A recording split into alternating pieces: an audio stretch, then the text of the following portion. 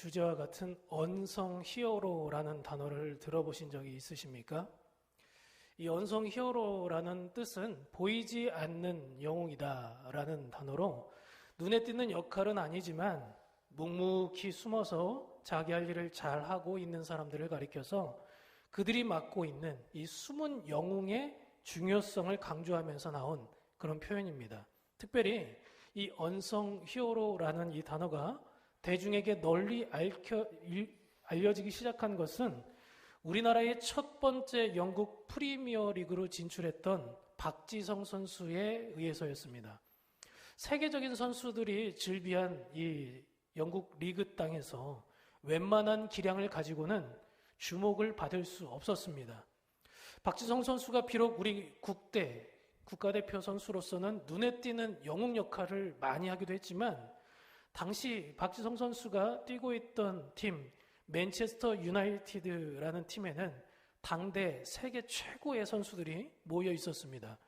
그래서 박지성 선수의 기록을 살펴보면 흔히 알려져 있는 루니나 호날두 같은 이런 기라성 같은 선수들처럼 많은 득점을 올리지는 못했다라는 것을 살펴볼 수 있죠. 공격수는 골로 말을 해야 된다는 말이 있어요. 그래서 골을 많이 넣거나 아니면 상대방 선수가 골을 많이 넣을 수 있도록 도움을 주는 것이 공격 포인트를 올리는 것이 가장 큰 임무입니다. 그것이 자신의 능력을 어필할 수 있는 그런 자리라고도 할 수 있습니다.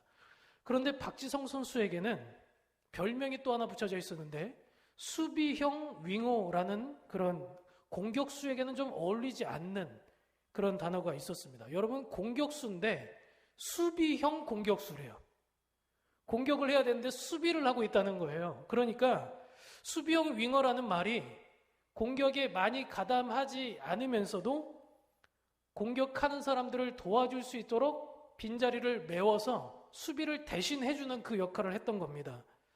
그래서 수비형 윙어라는 이 말이 골을 많이 넣지 못했던 박지성 선수를 조롱하는 사람들이 쓰는 단어이기도 했고, 반대로 박지성 선수의 진가를 알아본 그의 역할을 이해한 사람들이 그의 가치를 높여줄 때 또 사용되기도 했던 이중적인 의미를 갖고 있는 그런 표현이기도 합니다.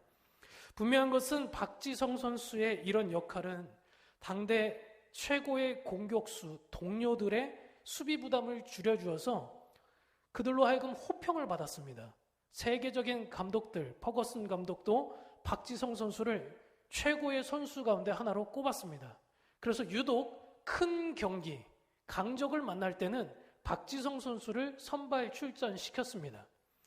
그럼에도 불구하고 지금 이제 한참 시간이 흘러서 손흥민 선수 같이 득점을 잘하는 스타 선수가 더욱 인기를 끌 수밖에 없는 것은 정말 어쩔 수 없는 사실인 것 같습니다. 왜냐하면 보이지 않는 데서 조력자 역할을 하는 것보다 보이는 곳에서 드러나는 역할, 스타 플레이어가 되는 것이 훨씬 더 매력적이기 때문에 그렇습니다.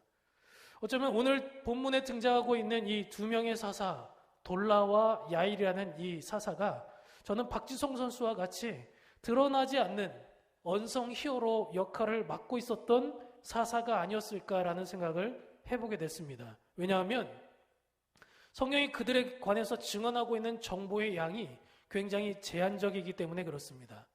먼저 돌라에 대해서 좀 살펴보면 12지파 중 하나인 이사갈에 해당하는 돌라는 에브라임 산지 3일에 살고 있었다라고 나옵니다. 여러분, 시대를 구한 영웅이라면 뉴스에서 대대적으로 속보가 나오죠. 이 아이가 어디서 태어났고 엄마 아빠는 누구고 형제는 누구고 공부는 몇 점을 맞았으며 어떤 학교를 졸업해서 어떻게 했다 막 이런 얘기들이 막 나올 법도 한데 출생지 3일이라는 지역 위치도 실은 정확하게 알려진 바가 없습니다. 이런 모습은 이어서 등장하는 사사 야일에게도 찾아볼 수 있습니다. 야일은 길르앗 사람이었는데 22년 동안 이스라엘을 다스렸고 30명의 아들이 있었으며 많이 낳았네요. 그 아들은 나귀를 타고 다녔다라고 가정사가 잠깐 등장하는 듯 하다가 죽었대요.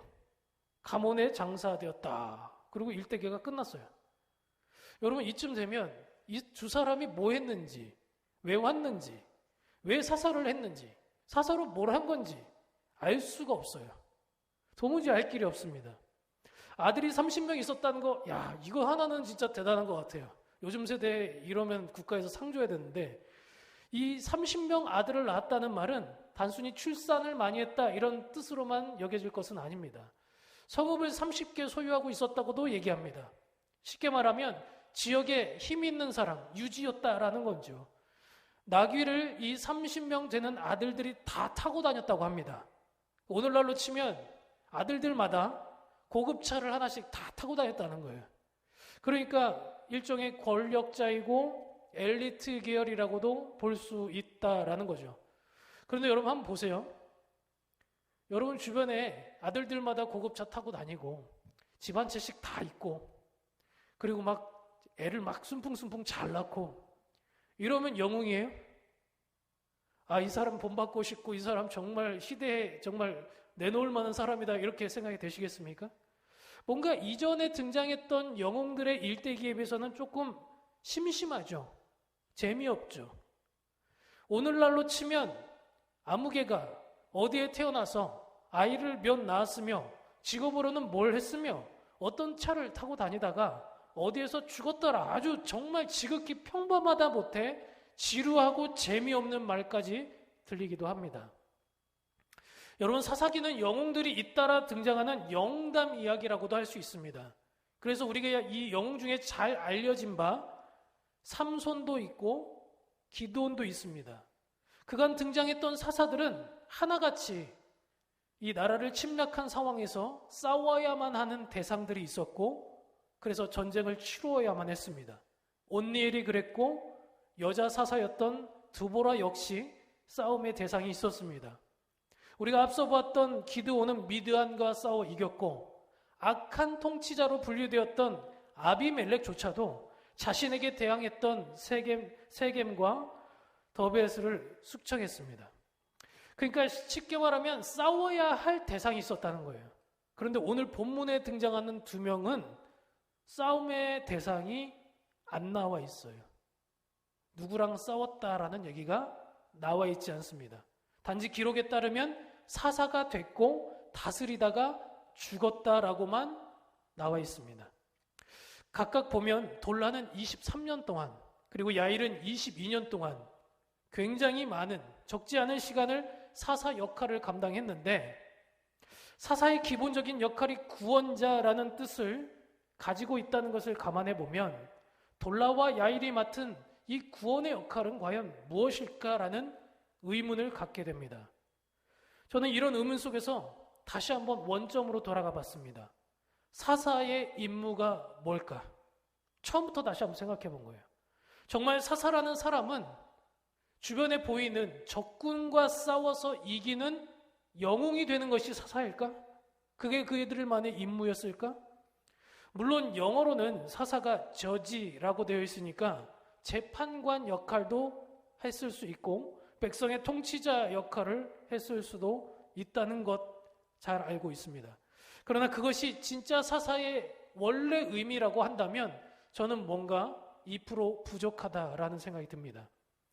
여러분, 어떤 사람이 자신에게 맡겨진 그 역할로 인해서 진짜 이루어야 될 목표가 있고 그런 정체성이 있는 법입니다.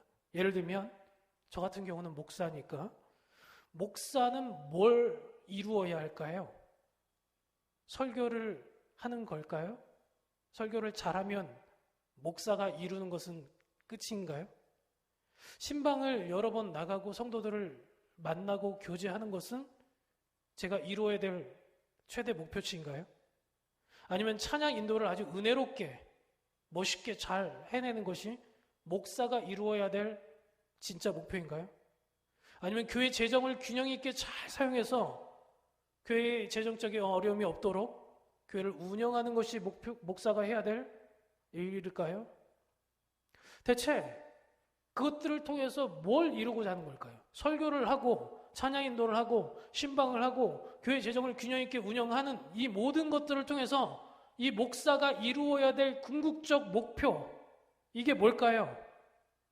교회가 잘 돌아가면 되는 건가요? 유지하면 되는 걸까요? 아닙니다. 아니에요. 영혼을 살리는 거죠. 영혼을 살리는 거예요. 영혼을 잘 살릴 수 있도록, 그래서 예수님을 만날 수 있도록 돕기 위해서 교회도 필요한 거고, 그래서 설교도 해야 되는 거고, 그래서 신방도 해야 되는 거고, 그래서 재정을 유지해서 더 많은 사람들이 오게끔, 혹은 이전에 있던 사람들을 계속해서 예배 드릴 수 있도록 유지하는 것도 목사가 해야 될 진짜 궁극적인 목표, 영혼을 살리기 위해서 하는 거예요. 만약에 영혼을 살릴 마음이 없는 거라면 설교를 아무리 못 들어주기 잘해도, 교회를 아무리 잘 운영해도 이 목사는 필요가 없는 사람이에요. 있으면 안 될 사람입니다. 가정에서 한번 생각해 봤습니다. 제가 요즘엔 집안일을 좀 많이 아내를 돕고 있는데, 이 집안일이라는 게요, 티가 안 나요. 특히 저희 집 같은 경우는 이제 애들이 어리지 않습니까? 이 두 놈이 한 시간 동안 제가 방을 치워놓잖아요. 딱 5분이면 원래대로 돌리켜 납니다. 네. 5분 후에 또 열심히 치웁니다. 그럼 또 일어나서 보면 또 똑같이 돼 있어요. 그럼 사람 심리가 어떤지 아세요? 어떤 생각이 드실 것 같아요? 어차피 이렇게 될 거 안 치울까? 라는 그런 생각이 문득 생겨요. 그러면 그렇게 되면 어떻게 될까요, 집안이? 난장판이 되겠죠. 그런가 하면 밥 먹고 설거지도 마찬가지입니다.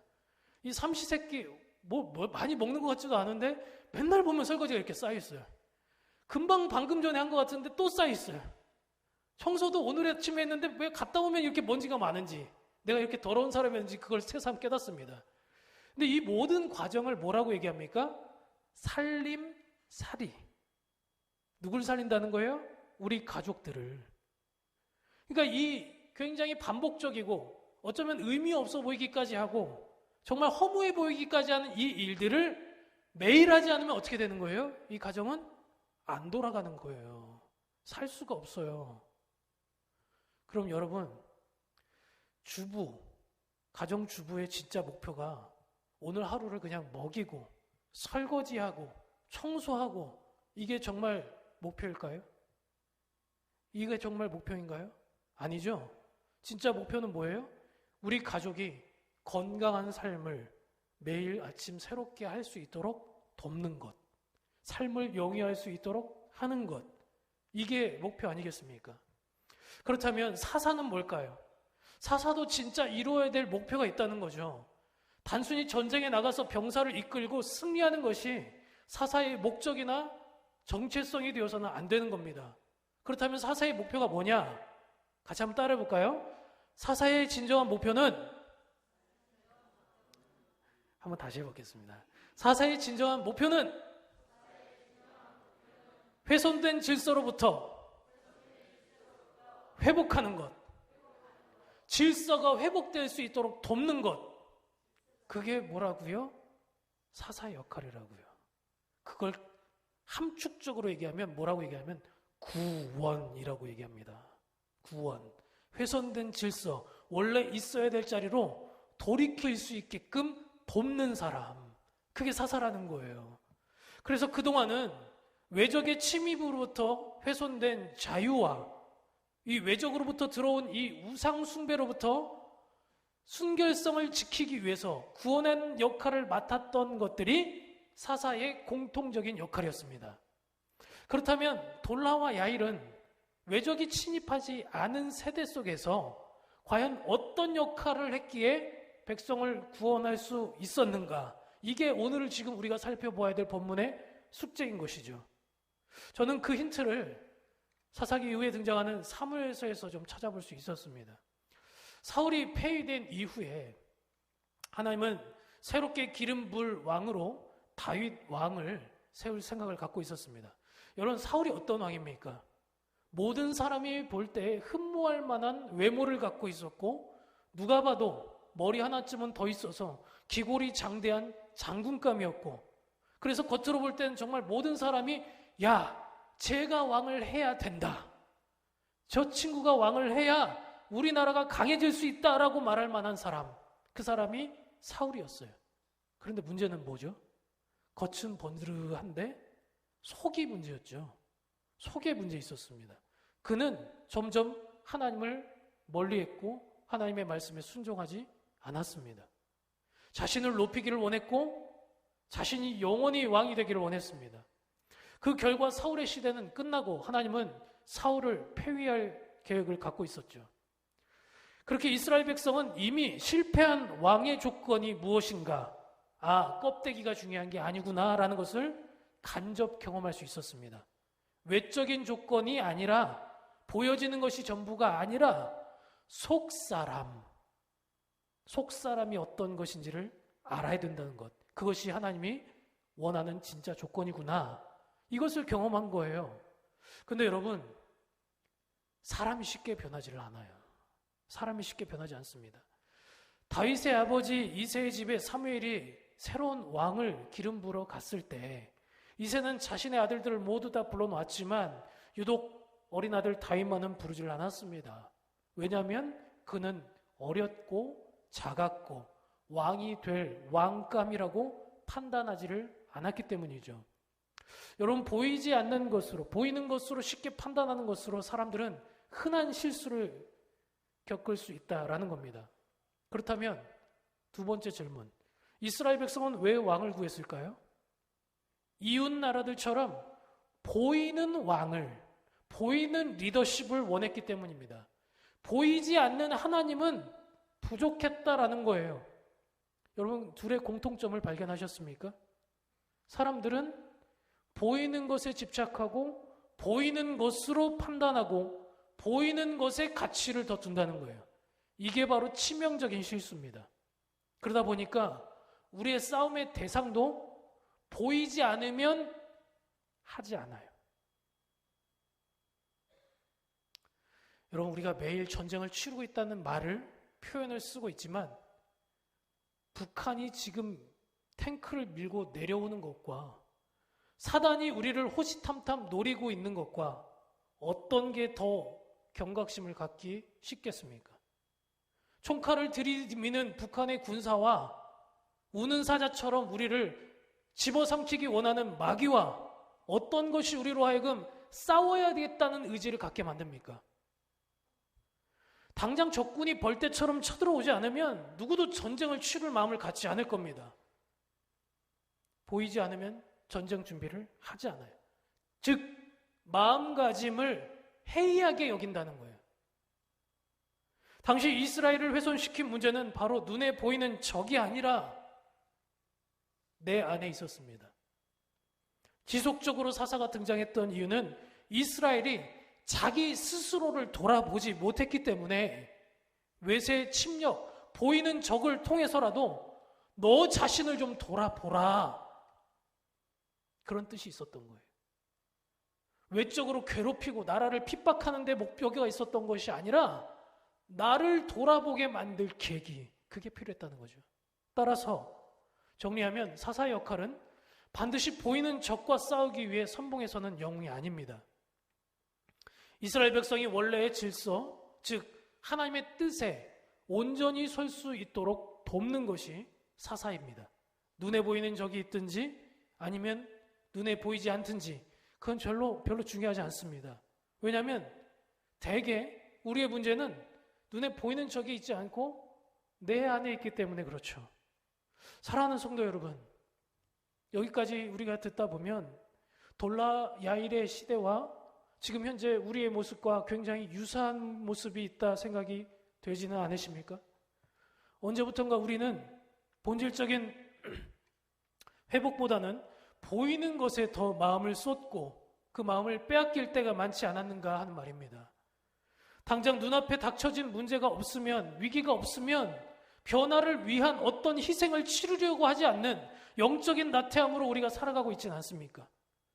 누가 내 인생에 태클을 걸지 않으면, 잔소리하지 않으면, 절대로 나를 돌아보지 않고 나의 생활 리듬을 바꾸려고 하지 않는 그런 모습이 우리 안에 있지 않습니까? 어디가 아프지 않으면, 부러지지 않으면, 사고가 나지 않으면 하나님 앞에 기도 한 번 하지 않는 그런 삶을 살고 있지는 않습니까?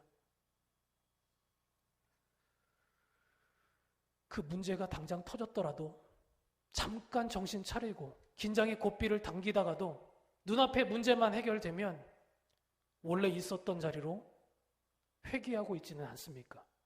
그렇다면 암울했던 이 사사시대와 별반 우리는 다를 바 없는 삶을 살아가고 있는 것입니다. 바로 이때 필요한 분들이 있어요. 눈에 보이는 자기 이름을 드러내는 그런 종류의 영웅들이 아닙니다. 보이지 않는 곳에서 자신을 드러내지 않으면서도 묵묵히 있어야 될 일을, 묵묵히 해야 될 일을 잘 해내는 그런 사람들입니다. 어떤 사람일까요? 첫 번째로는 기도하는 분들입니다. 이 기도하는 분들로 인해서 교회가 움직여지는 거예요. 당장 드라마틱한 변화가 있지는 않을지라도 하나님의 선하심과 일하심을 기대하면서 공동체의 연약함을 위해서 끊임없이 중보하며 기도하시는 분들이에요. 이분들 때문에 교회가 망하지 않는 거예요. 두 번째로 각자의 자리에서 섬기는 분들입니다. 보이지 않는 곳에서 시키지 않아도 청소하고 식당 봉사하고 차량 봉사하고 교사로, 때로는 구역장으로, 때로는 인도자로, 때로는 찬양대원으로 억지로 하는 게 아니라 우러나와서 하시는 분들, 이분들 때문에 교회가 돌아가는 겁니다. 세 번째로 세워주시는 분들입니다. 허물을 들추고 문제를 지적하는 건 누구나 다 할 수 있어요. 대안이 없으면 그런 나눔은 아무런 의미가 없습니다. 그 문제 있는 것들을 해결하기 위해서 내가 직접 발로 뛰고 연약한 사람들을 세워주고 격려해주고, 이건 누구나 할 수 없는 일입니다. 사실 그런데 이 모든 일들이요, 매력적이지는 않아요. 왜냐하면 목소리를 좀 크게 내고 나의 업적을 좀 증명해 보이고 나의 옳음을 증명해 보이고 내가 있으니까 이렇게 했노라고, 내가 있으니까 이 교회가 이렇게 굴러가노라고 자랑하고 싶은 그 자리가 훨씬 더 매력적으로 보입니다. 어느 누가 보아도 칭찬해 주지 않아도 자리를 지켜주시는 분들, 하지만 저는 이런 분들이 진짜 영웅이라고 생각합니다. 그런데 여러분, 말씀을 정리하면서 이 말씀으로 이제 당부드리고 말씀을 마치려고 합니다. 이런 영웅들이 세워지는 것 참 귀하고 좋은 것입니다. 이런 영웅들이 더 많이 생기는 것, 교회도 참 유익이 될 것입니다. 그러나 이것은 1차적인 목표입니다. 사사가 세워지는 것이 끝이 아니라 그 역할을 온전히 감당하는 것이 그 사사의 진정한 목표이듯이 교회를 유지하고 운영하는 것이 진정한 목표가 아니기 때문에 그렇습니다. 우리의 목표는 내 안에 속사람을 새롭게 하는 것입니다. 날로 다른 누군가가 아니라 나를 개혁해야 합니다. 옳지 않은 것과 싸워야 되고 옳지 않은 사람과 어울리지 말아야 되고 내가 변질되지 않도록 스스로를 지켜야 되는 것입니다. 그때 주님께서 이런 말씀을 주셨습니다. 사람을 보면 실족하기 쉽잖아요. 저 사람과 비교하기 쉽잖아요. 그때 주님은 이렇게 얘기하셨습니다. 믿음의 주요 또 온전케 하시는 이인 예수님을 바라보자. 우리의 목표는 뭐라고요? 예수님을 바라보고 그분을 닮아가는 것입니다. 바라기는 우리 개성의 성도님들이 예수님의 형상에 이르기까지 우리의 삶이 비록 드러나지는 않는다 할지라도, 좀 재미없다 할지라도 오늘 묵묵히 자기의 자리에서 자식이 스스로를 돌아보며 다른 사람들을 세워나갈 수 있는 그런 든든한 믿음의 동력자들이 될 수 있기를 주님의 이름으로 축복합니다. 기도하겠습니다. 하나님 아버지, 감사합니다. 아버지, 이 땅에 많은 교회들이 있지만 교회다운 교회가 없어지는 것이 안타까운 현실입니다. 수많은 성도들이 있지만 여전히 이 땅에는 부패한 사람들이 많고 사건, 사고가 끊이지 않습니다. 그런 것들을 바라볼 때마다 우리는 회의감이 들고 과연 교회가 왜 필요한가? 말씀은 왜 들어야 되는가? 믿음 생활은 왜 해야 되는가? 이런 회의감이 우리로 하여금 자포자기하고 싶게 만들기도 합니다. 그러나 주님, 의인이 있으면 의인이 있으면 그 의인 한 명으로, 의인 10명으로 이 세대는 망하지 않습니다. 주님, 비록 우리가 지금 비록 모자란 사람들이지만 주님을 닮아감으로 말미암아 개혁을 이루고 나라와 민족과 교회와 세계 열방을 변화시킬 수 있는 첫 미랄이 될 수 있도록 우리를 붙잡아 주시옵소서. 예수님의 이름으로 감사하며 기도합니다. 아멘.